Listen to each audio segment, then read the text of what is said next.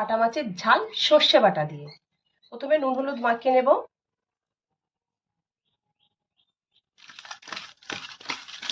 এবার একটা মশলার পেস্ট বানিয়ে নেব। দিচ্ছি 3টে কাঁচা লঙ্কা, রসুন, পেঁয়াজ কুচি আর দিচ্ছি আদা কুচি। এগুলো ভেজে নেব। ভেজে নিয়েছি। গোটা গরম মশলা ফোড়ন দিচ্ছি, দিয়ে দিচ্ছি কালো জিরে, দিয়ে দেবো টমেটো কুচি। এবার দিয়ে দেবো আদা রসুন পেঁয়াজের পেস্ট।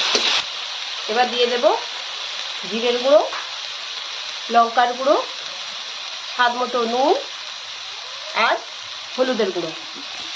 এবার দিয়ে দিচ্ছি টক দই, দিয়ে দেবো সর্ষে বাটা। জল দিয়ে ফুটিয়ে নিয়ে ভেজে রাখা মাছ দিয়ে দিলাম, গরম মশলা দিয়ে এবার নামিয়ে নেব।